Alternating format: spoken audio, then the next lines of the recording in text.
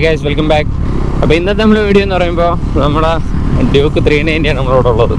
അതായത് എൻ്റെ RC കൊടുത്തിട്ട് ഇപ്പോൾ ഓൾമോസ്റ്റ് 1 year ആയി. അതിനുശേഷം നമ്മുടെ കയ്യിലിപ്പം ഡ്യൂക്ക് 390 കിട്ടിയപ്പോൾ ഓട്ടിക്കുമ്പോൾ എനിക്ക് പ്രത്യേകിച്ച് ഉണ്ടാകുന്ന ഡിഫറൻസസ് അല്ലെങ്കിൽ എന്തൊക്കെയാണ് നൊസ്റ്റാൾജിയ തിരിച്ചു വരുന്നത് എന്നുള്ളതാണ് നമ്മളിത് നോക്കാൻ പോകുന്നത്.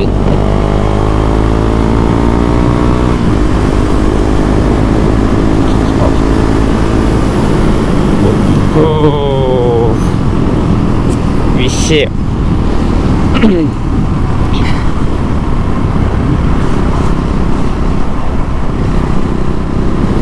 ഞാൻ കഴിഞ്ഞ വീഡിയോ പറഞ്ഞ പോലെ ones A KTM biker always A KTM biker എന്ന് പറയും പോലെയാണ്. അതായത് ഒരിക്കൽ നമ്മൾ അതിൻ്റെ ആ ഒരു പവർ അല്ലെങ്കിൽ ആ ഒരു ഫീല് നമ്മൾ ആസ്വദിച്ചിട്ടുണ്ടെന്നുണ്ടെങ്കിൽ പിന്നെ നമുക്ക് വേറെ ഒരു വണ്ടിയിലും നമുക്ക് ആ ഒരു ഫീൽ അല്ലെങ്കിൽ ആ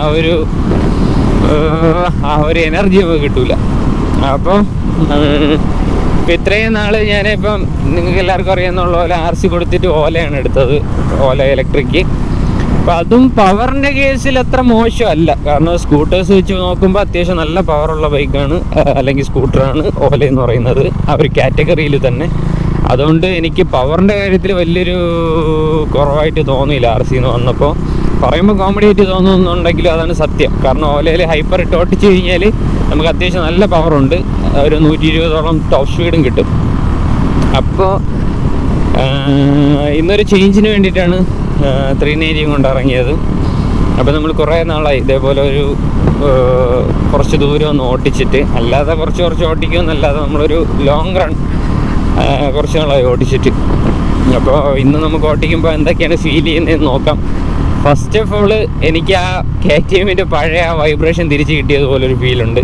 അതായത് നമ്മൾ KTM നിന്ന് ഓലയിലോട്ട് വന്നപ്പോഴത്തേക്ക് നമ്മളൊരു സൈലൻ്റ് അറ്റ്മോസ്ഫിയറിലോട്ടാണ് പോയത്. സൗണ്ടില്ല, വൈബ്രേഷൻ ഇല്ല, ഒരു എന്താ പറയുക, ഒരുമാതിരി ശരിക്കും പറഞ്ഞാൽ നമുക്ക് ഉറക്കം വരും വണ്ടി ഓടിക്കുമ്പോൾ, അങ്ങനത്തെ ഒരു ഇതായിരുന്നു. ഇപ്പോൾ അഗെയിൻ ദ വൈബ്രേഷൻ, സൗണ്ട്, കുടുക്കം എല്ലാം ഉണ്ട്. അപ്പോൾ ആ ഒരു ഇതിലോട്ട് തിരിച്ചു വന്ന പോലെ തോന്നുന്നുണ്ട്.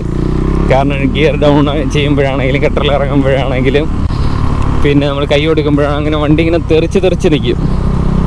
അപ്പം അത് നമുക്ക് ഈ ഒരു സാധനം എന്ന് പറഞ്ഞാൽ ഏത് ഗിയറിലാണെങ്കിലും നമുക്കിങ്ങനെ പുഷ് ചെയ്തങ്ങ് പോവാം.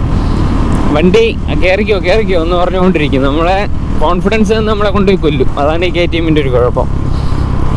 അപ്പം വണ്ടി പറയണ കേൾക്കാതെ നമ്മളെ മനസ്സിൽ നമുക്ക് ഒരു തീരുമാനം വേണം. സ്പീഡിൽ പോകണോ പയ്യെ പോകണോ, നമ്മളെ കയ്യിൽ വണ്ടി നിൽക്കുമോ എന്നൊക്കെ നമുക്കൊരു ധൈര്യം ഉണ്ടെങ്കിൽ കുഴപ്പമില്ല.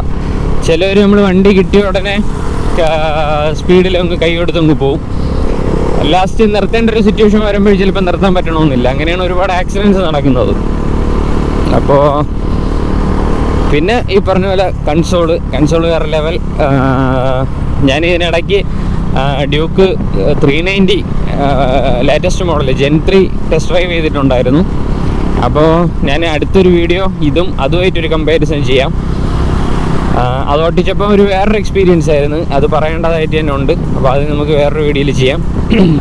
അപ്പോൾ ഇന്ന് ഒരു എന്താ പറയുക, ഞാനൊരു 8 വർഷത്തോളമാണ് RC യൂസ് ചെയ്തുകൊണ്ടിരുന്നത്. പല RC ആണെങ്കിൽ പോലും ഓഫ് റോഡ് കൊണ്ടുപോയിട്ടുണ്ട്, ഒറ്റ സ്ട്രെച്ചിൽ ലോങ് റൺ പോയിട്ടുണ്ട്, അങ്ങനെ പല രീതിയിലുള്ള റൈഡിലൂടെ കടന്നു പോയിട്ടുണ്ട് ഞാൻ RCയിൽ. അപ്പോൾ എന്താ പറയുക, നമുക്ക് ഒരുവിധം എല്ലാ ടൈപ്പ് ഓഫ് വെയിലത്തൊട്ടിച്ചിട്ടുണ്ട്, മഴയത്തൊട്ടിച്ചിട്ടുണ്ട്, സിറ്റിയിലൊട്ടിച്ചിട്ടുണ്ട്, ഹൈവേയിലൊട്ടിച്ചിട്ടുണ്ട്, അല്ലെങ്കിൽ വനത്തിൽ കൂടെ ഒട്ടിച്ചിട്ടുണ്ട്. അങ്ങനെ എല്ലാം നമ്മൾ എക്സ്പീരിയൻസ് ചെയ്തിട്ടുണ്ട്. പിന്നെ നിങ്ങൾക്കറിയാമെന്നുള്ള പോലെ നമ്മൾ പഴയ വീഡിയോസ് കണ്ടറിയാം, ഒരുവിധം പണിയെല്ലാം നമ്മൾ തന്നെയാണ് അതിൽ പൊളിച്ച് ചെയ്യുന്നത്. അപ്പം മെക്കാനിക്കൽ പരമായിട്ട് അത്യാവശ്യം നമുക്ക് ഒരു നോളജ് ഉണ്ട് അതിനെ പറ്റിയിട്ട്.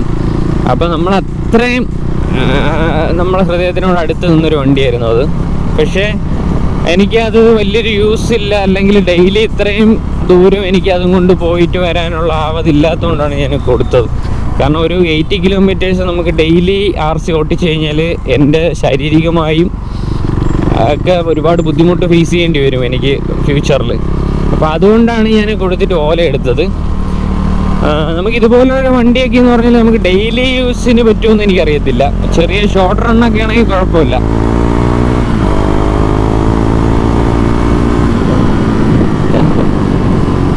പക്ഷേ ഒരു ലോങ് റണ്ണിൽ പോകുന്ന സമയത്ത് നമുക്ക് ഭയങ്കര ബുദ്ധിമുട്ടാണ്. പ്രത്യേകിച്ച് RC. അന്ന് എനിക്ക് കൊടുത്തെങ്കിലും എനിക്ക് ഭയങ്കര നല്ല രീതിയിലൊരു വിഷമം ഉണ്ടായിരുന്നു. കാരണം കാരണം നമുക്ക് വിഷമം വരുമ്പോഴോ അല്ലെങ്കിൽ ഒരു ഡിപ്രഷൻ അല്ലെങ്കിൽ ഒരു ലോൺലിനെസ് അല്ല ഒരു ഒറ്റപ്പെടലൊക്കെ ഫീൽ ചെയ്യുന്ന സമയത്ത് നമുക്ക് ആ വണ്ടി എടുത്തിട്ട് ഒന്ന് ഒരു റൗണ്ടൊക്കെ അടിച്ചിട്ട് വരുമ്പോൾ നമുക്കൊരു വേറൊരു ഫീലാണ്. നമുക്ക് എന്താ പറയുക, നമുക്കൊരു ഒരു ത്രില്ലാണ്. ശരിക്കും പറയുന്നത് ഇപ്പം ഇത് ഓട്ടിക്കുമ്പോൾ പോലും എനിക്ക് ഒരു പ്രത്യേക ഒരു ത്രില്ലാണ്. നമ്മളെന്തോ അതായത് നമ്മളൊരു കൊച്ചുകുട്ടിയുടെ കയ്യിൽ ഒരു കളിപ്പാട്ടം കിട്ടുമ്പോൾ ആ കുട്ടിയുടെ മുഖത്ത് വരുന്നത് സന്തോഷം, ആ ഒരു സന്തോഷമാണ് നമുക്ക് ഇത് ഓട്ടിക്കുമ്പോൾ അല്ലെങ്കിൽ നമ്മളിത് യൂസ് ചെയ്യുമ്പോൾ കിട്ടുന്നത്. ഇപ്പം ആ ഒരു സന്തോഷമുണ്ട്. പിന്നെ നമ്മൾ എടുക്കും, ഇപ്പോഴില്ല, പക്ഷേ എപ്പോഴെങ്കിലും ഒരിക്കൽ എടുക്കും. നമ്മൾ പ്ലാനുണ്ട്. കാരണം ഒരുപാട് വേറെ കേസസ് ഉള്ളതുകൊണ്ടാണ് ഞാൻ ഒരു ഗ്യാപ്പിട്ട് നിൽക്കുന്നത്. അത് കഴിഞ്ഞിട്ട് നമ്മൾ എന്തായാലും ഒരു നല്ലൊരു കംബാക്ക് ആയിട്ട് തിരിച്ചു വരും. അതുവരെ നിങ്ങളെല്ലാവരും ഓലയിൽ അഡ്ജസ്റ്റ് ചെയ്യുക. നമ്മൾ മോട്ടോ വ്ളോഗ്സൊക്കെ ചെയ്യുന്നുണ്ട്, ഓലയിലാണ്. പിന്നെ നമ്മൾ മാക്സിമം ഇൻഫർമേഷൻസ് നമ്മുടെ വീഡിയോ വഴി പാസ് ചെയ്യാൻ ശ്രമിക്കുന്നുണ്ട്.